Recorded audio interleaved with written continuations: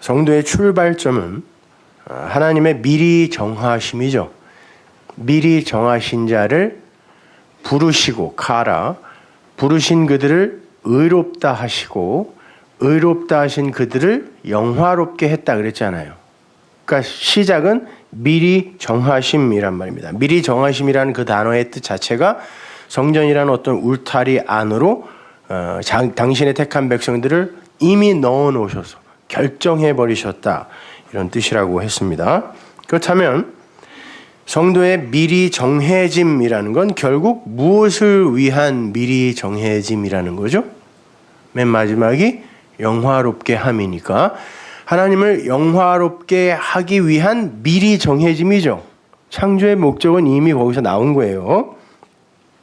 왜 성도라는 구별된 무리가 미리 정해져서 이 역사 속에 존재해야 하는가? 하나님을 영화롭게 하기 위해서예요. 그런데 그 영화롭게 함, 그 독사조의 주도권도 성도가 아닌 하나님에게 있단 말입니다. 우리가 하나님께 영광을 돌리는 게 아니라 하나님께서 미리 정하신 성도를 영화롭게 하는 거예요. 우리가 우리의 기능이나 재주로, 또 우리의 됨됨이로, 우리의 성숙으로 하나님의 영광을 그려내는 게 아니라, 야, 하나님의 영광을 위해서 그렇게 살면 되니? 적어도 네가 이 정도는 살아줘야 아버지인 그분이 영광스럽지, 이게 아니라 하나님께서 우리 육신과 역사라는 도화지에 당신의 영광을 그려내시는 거예요. 성경이 말하는 독사라는 것은. 그래서 성경은 항상 영광의 발원지를 하나님 아버지라 기록하고 있는 거예요. 그래서 예수님도 그러죠. 내가 나에게 영광을 돌리는 게 아니라, 내가 나에게 영광을 돌린다는 것은 내가 내 안에 있는 것으로 이렇게 하나님의 영광을 드러내면 그건 내가 내 영광을 돌리는 거예요. 그게 아니라 아버지가 나에게 영광을 돌린다 그래요. 그게 시작이다, 그렇게 우리 주님도 말씀하셨다니까요. 그리고 그렇게 아버지께서 아들에게 먼저 영광을 돌리면, 그려내면 그 영광을 육신에 그려내는 그 아들을 통해 아버지가 영광을 받는다, 이렇게 하는 거예요. 그건 창세전에 미리 택함을 받은 성도들을 포함한 모든 존재들의 존재 목적이에요. 심지어 스님들이나 저 이슬람 사원의 선생들이나 다 하나님의 영광을 위해 존재하는 거예요. 선택 밖의 존재들도 역시 하나님의 영광을 위해 존재한다라는 그런 말입니다. 로마서 9장 10절 보세요. 이뿐 아니라 또한 리브가가 우리 조상 이삭 한 사람으로 말미암아 잉태하였는데 그 자식들이 아직 나지도 아니하고 무슨 선이나 악을 행하지 아니한 때에 택하심을 따라 되는, 보세요, 아직 나지도 않고 선한 일이나 악한 일을 행하지도 않은 그때에 이미 미리 정하심, 그때에 이미 택하심을 따라 되는 하나님의 뜻이 그들의 행위로 말미암지 않고 오직 부르시는 이에게로, 미리 정하시는 그에게로 말미암아 서게 하려 하사 리브가에게 이르시되 큰 자가 어린 자를 섬기리라 하셨나니, 미리 정했어요. 나기도 전에 기록된 바 내가 야곱은 사랑하고 에서는 미워하였다 하심과 같으니라. 아무것도 안 했는데, 이 역사 속에 아직 탄생도 안 됐는데 이미 미움으로 유기된 자와 사랑으로 선택된 자가 있더라는 것입니다. 그런지 우리가 무슨 말 하리요? 하나님께 불의가 있느냐? 그건 불공평한 거야 라고 우리가 말할 수 있니? 라는 거예요. 왜? 모세에게 이르시되 내가 긍휼히 여길 자를 긍휼히 여기고 불쌍히 여길 자를 불쌍히 여기리라 하셨으니, 그런즉 원하는 자로 말미암음도 아니요, 내가 간절히 원한다고 되는 것도 아니고 다른 박질하는 자로 말미암음도 아니요. 다른 데서는 뭐라 그래요? 열심히 달려봐라, 우승자는 이미 결정돼 있다 그러죠. 다른 박질하는 자로 말미암음도 아니요, 오직 긍휼히 여기시는 하나님으로 말미암음이라. 그 하나님의 그 긍휼, 엘레모스네, 그 긍휼, 그 사랑, 그 은혜를 드러내기 위해, 나타내기 위해서 미리 정해진 어떤 존재들이 있다라는 거예요. 그들이 뭘 해서 안 해서가 아니라, 성경이 바로에게 이르시되 내가 이 일을 위하여 너를 세웠으니, 심지어 바로까지도 곧 너로 말미암아 내 능력을 보이고 내 이름이 온 땅에 전파되게 하려 함이로라 하셨으니. 그러면 이렇게 얘기할 수 있죠. 그럼 바로는 뭡니까? 뭐긴 뭐예요? 아무것도 아니에요. 하나님이 당신의 영광을 그려내는 도화지, 모든 인간은 다. 그런즉 하나님께서 하고자 하시는 자를 긍휼히 여기시고 하고자 하시는 자를 강팍해 하시느니라. 바로를 강팍해 했다 그러죠, 성경이요. 혹 내게 말하기를 그러면 하나님이 어찌하여 허물하시느뇨? 누가 그 뜻을 대적하느뇨 하리니. 그러면 누구는 지옥 보내고 누구는 천국 보내고 아니 이게 말이 되냐? 이런 말이죠. 아니 하나님이 정해놨다며 왜 악한 자라고 규정해서 그를 지옥을 보내? 그게 말이 돼? 이런 말이에요. 이 사람아, 네가 네 귀에 감히 하나님을 힐문하느뇨? 지음을 받은 물건이 지은 자에게 어찌 나를 이같이 만들었느냐 말하겠느뇨? 토기장이가 진흙 한 덩이로 하나는 귀 쓸 그릇을 하나는 천이 쓸 그릇을 만드는 권이 없느냐? 이 15절에 내가 긍휼히 여길 자를 긍휼히 여기고 불쌍히 여길 자를 불쌍히 여기리라. 이 말에 이거의 당위성, 이걸 인정하고 증거하는 그 삶이 있죠. 하나님이 긍휼히 여길 건 긍휼히 여기고 불쌍히 여길 자는 불쌍히 여겨. 그리고 사랑할 자는 사랑해. 그거는 하나님 마음이야. 하나님이 주인이고 그분만 신이니까를 내가 인정하고 그걸 증거하는 게 영화롭게 하는 삶이에요.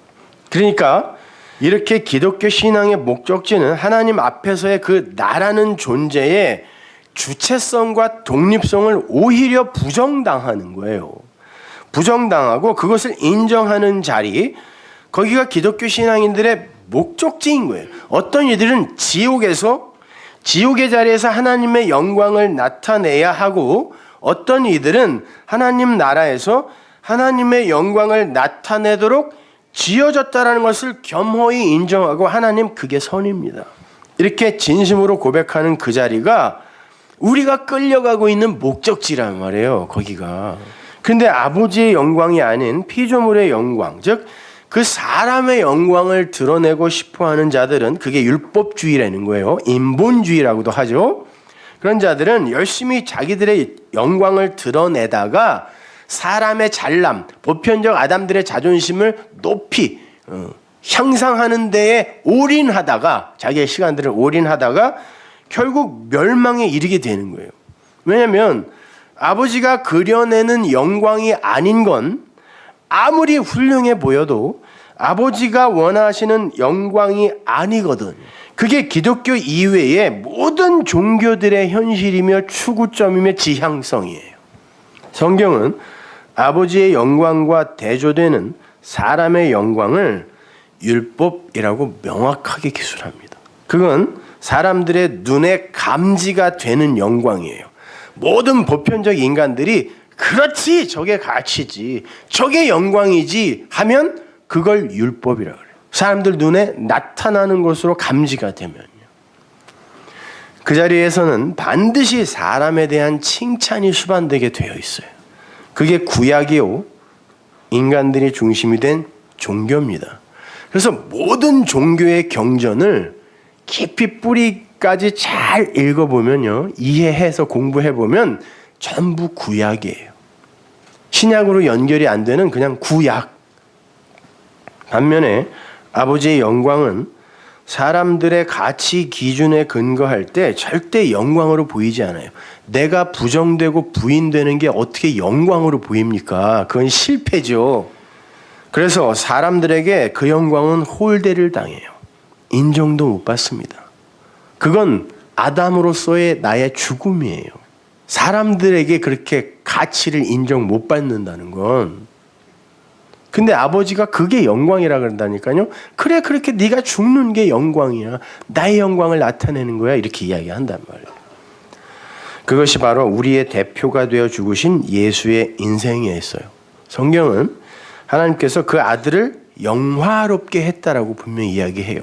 그리고 요한복음 17장에 예수님이 십자가에 달리기 바로 전에 하신 그 기도 있죠?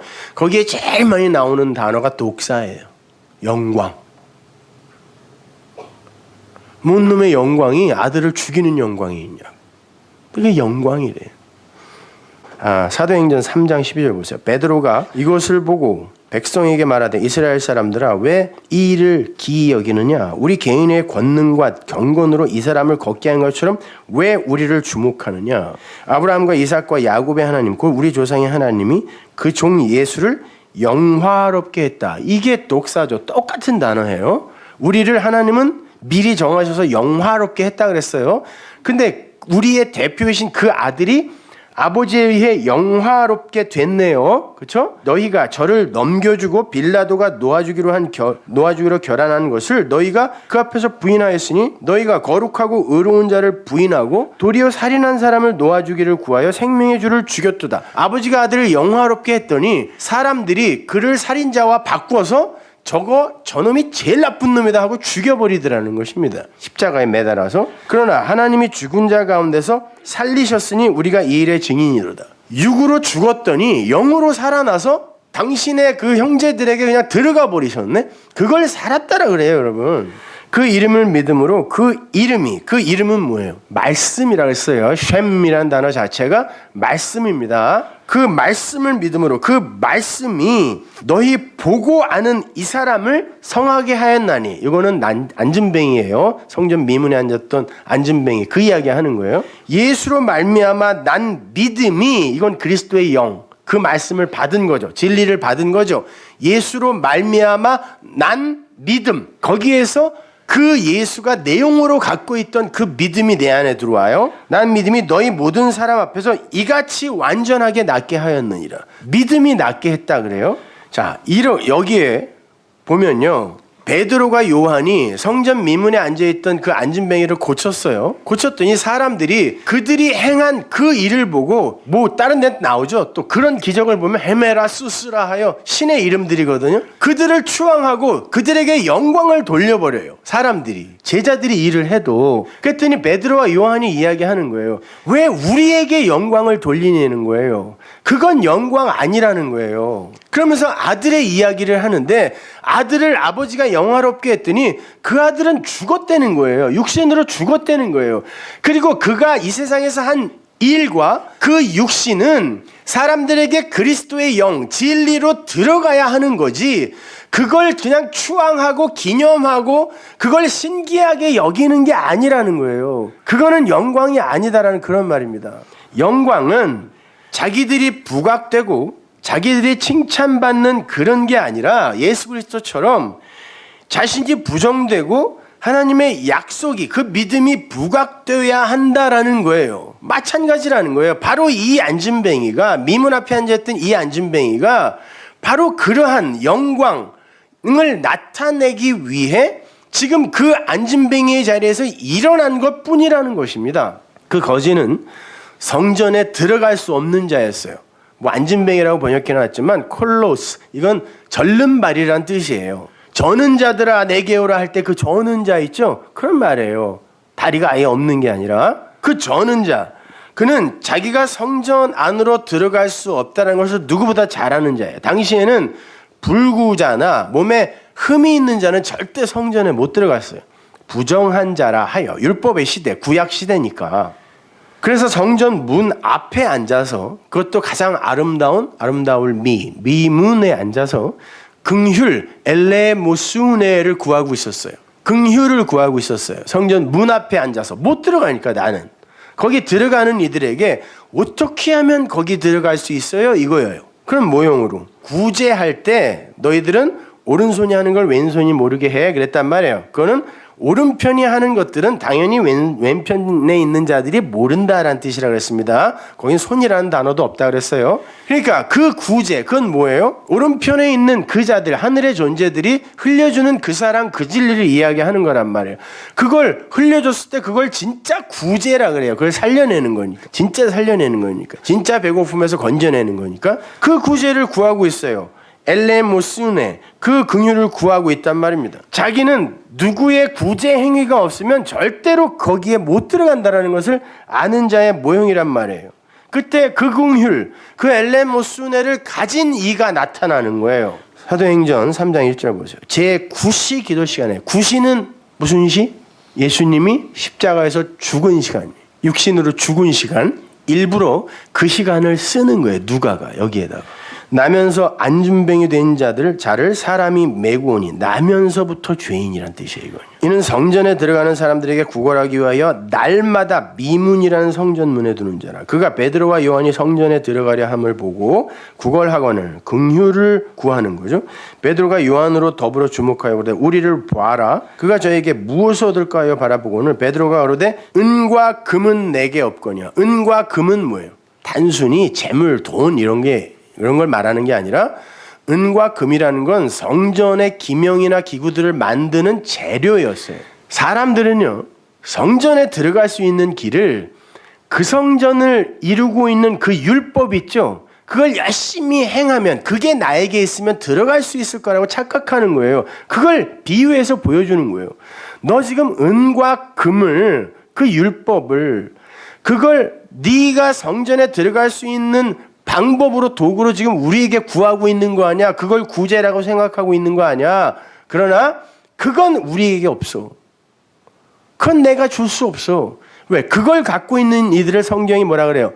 부자라고 하죠. 낙타가 바늘귀에 들어가는 것보다 천국에 들어가기가 더 힘든 부자가 그 부자예요. 그러니까 베드로와 요한이 그러는 거예요. 그건 우리에게 없다. 그러나 우리에게 있는 걸 줄게. 근데 뭘 줬다는 말도 없어요. 베드로가 가로되 은과 금은 내게 없거니와 내게 있는 것으로 내게 주노니 곧 나사렛 예수의 말씀으로 걸어라 그러는 거예요. 그죠? 이름으로, 말씀으로 걸어라. 그게 내가 너에게 줄 거야. 믿음이라는 거예요. 은혜라는 거예요. 그랬더니 오른손을 잡아 일으키니 발과 발목이 곧 힘을 얻고 뛰어 서서 걸으며 그들과 함께 어디로 가요? 성전으로 들어가는 거예요. 그 이야기 하는 거예요. 그러니까 여기에서 그 금과 은, 그 율법을 행하는 나, 그걸 의지하여 성전으로 들어가려고 했던 어떤 이가 이 성전 문 앞에서 부정되는 거예요. 베드로와 요한처럼.